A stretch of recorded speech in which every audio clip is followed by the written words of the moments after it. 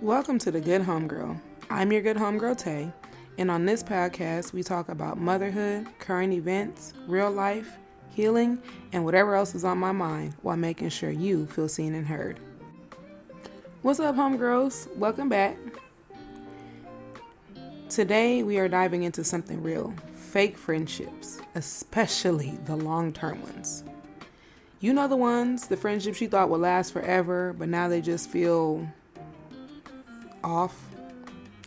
Maybe you've been feeling drained after every convo, or you've peeped some shady behavior but try to ignore it because y'all go way back. But sis, let me tell you, history does not equal loyalty. And keeping people around just because you've known them forever, baby, that's not friendship, that's obligation.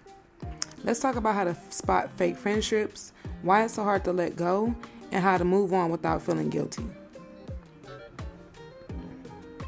Now, I'm not talking about little misunderstandings. Every friendship has ups and downs, but some friendships, they expire.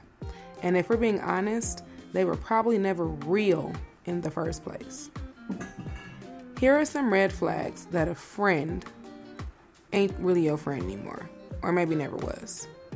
Number 1, they're only around when they need something. If the only time they call or text is when they need a favor, some advice, or a hype up, but they disappear when you need them, red flag. Number 2, they downplay your success. You could be out here making moves, and instead of clapping for you, they hit you with the, oh, that's cool, or must be nice. Baby, what happened to congratulations? I told y'all the story of the friend that I had that the more my YouTube started to kind of get a little traction, it was all of this. You don't want me to do this because I would be your competition and you think you better than everybody and you think you bigger than what you really are. And it was just like, damn, that's how you feel about me? Wow. Well, how long have you been feeling that way? Number 3, you feel drained after every interaction. Real friendships feel safe. If you're walking away from conversations feeling insecure, second guessing yourself, or just off, that is the ancestors and your intuition talking to you. Every single person that I have been around that sets my nervous system off, or I get an inkling of, I don't really think she liked me like that. They always do something to show me. Always. And if I ever try to give somebody the benefit of the doubt, baby, they showed me twice. Number 4, they're talking about you, not to you. If you hear your business coming back to you from other people, red fucking flag. That's not your friend, that's a spectator. I had a situation like this in my early 20s. Me and this girl, we both was in the same industry. We was cool, or so I thought. But there was always shit coming back to me where she would do little things to stir the pot. She'd be like, oh yeah, such and such said this about you. And then when I would press the line, they'd be like, yeah, I never said that. It finally came back to me years later that it was her setting all these little mini fires. And then when I decided to bow out gracefully, she had to let the internet know, oh, I don't talk to her. We ain't friends. Don't y'all ask me about her. I never said nothing. When I got my first salon, she started calling stay bored on my shop. Just all kind of just shenanigans. And they would try to say oh, I did this because of this. I'd never responded. Y'all, that girl literally stalked me for years. Hid me from fake pages. Oh, you're miserable. You're this, you're that. I did a story time on here actually about it. It's called My Best Friend Turned Enemy. Y'all, I use fake names and everything. Do y'all know that girl got in them comments? Talking about ain't nobody worried about you. Okay. Number 5, they guilt trip you for growing. I had a friend say to me, oh, you think you better than me now? And in that moment, I realized the problem was not that I changed. The problem was that they stayed the same. Growth makes some people feel uncomfortable, and that is not your burden to carry. I had a friend I'd known for over 10 years. We'd been through everything together. Late night vent sessions, road trips, even family events. But as I started to focus on myself, my goals, and my peace, I noticed the energy shift. Suddenly, I was acting different. What did different even mean? That I wasn't entertaining drama? That I wasn't over explaining my boundaries? The final straw? I accomplished something huge. a dream that I had been working on for years. And instead of celebrating me, she made a joke about how I got lucky. And that's when I knew that the friendship had run its course. And honestly, it hurt. But my peace was more important than keeping a connection that was not genuine. I have a question for y'all. Have you ever had to walk away from a long-term friendship? What was the moment that made you realize it was time to go? DM me or drop a comment. I would love to hear your stories. Why is it so hard for us to let go? Letting go of a long-term friendship literally feels like a breakup. In my honest opinion, it feels worse. It's grieving what you thought you had. And it's tough because we start thinking, maybe I'm overreacting. Maybe I should just let it go. But we've been friends forever. But sis, listen, length of time does not mean quality of connection. If the energy ain't right, then it's not right, period.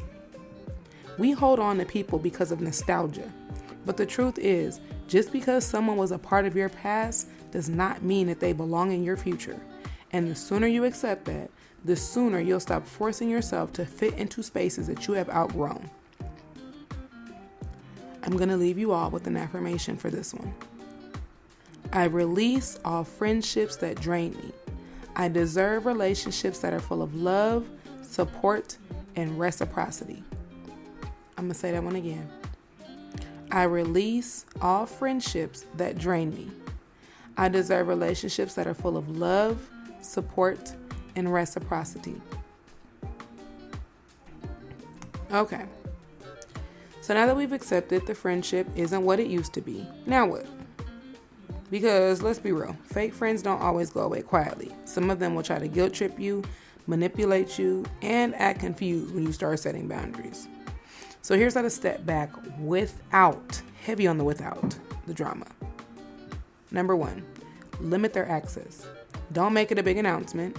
Just stop sharing everything with them. See how they act when they don't have access to your life like they used to. This is something that I've been doing for a long time, and a lot of the time when people can't clock you, they normally just disappear. Number 2, set boundaries and stick to them. If they only hit you up when they need something, stop being available 24/7. If they start drama, let them know that you do not entertain negativity.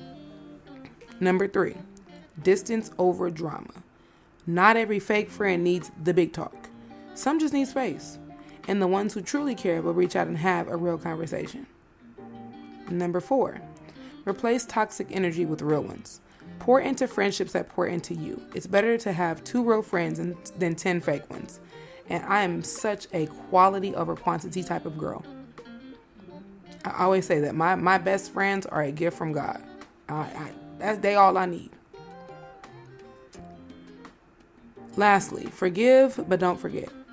We're not holding any grudges. This is about learning the lesson and protecting your energy moving forward. What's one way you've handled a fake friendship? Let's share advice in the comments. For me, it has just been really looking at myself and saying, did I play a part in any of this? And if I didn't, then I release those people with love. I've told the story on here before of the friend that I had when I was like a child. And I realized I was kind of like her emotional support friend in a sense of like, she really just treated me like her lapdog. But I didn't have a lot of like self-esteem and self-worth at the time, so I didn't even realize what was going on. But the more and more that I started to learn myself, the higher my self-esteem got, the less that she liked me. To the point where I want to say when we were about 23-ish, 24-ish, she just kind of stopped responding to me one day, and I was fine with it. I had another friend where like I would literally try to talk to her about things of a productive nature, and she was always talking to me about how she was humping on somebody's baby daddy. And then she wondered why her life was just in utter and complete shambles. And my toxic trait with myself was I was loving these heifers regardless. But for me, I would say that, the great thing when relationships don't work out of any sort is you learn what you like and you don't like. You learn what experiences you'll never want to go through again. Where I'm at in my life now, anytime somebody gets around me and I just don't get a good vibe, they gotta go. I'm not going to wait to see if you're a good person. I'm not going to wait to see what you're going to do to me.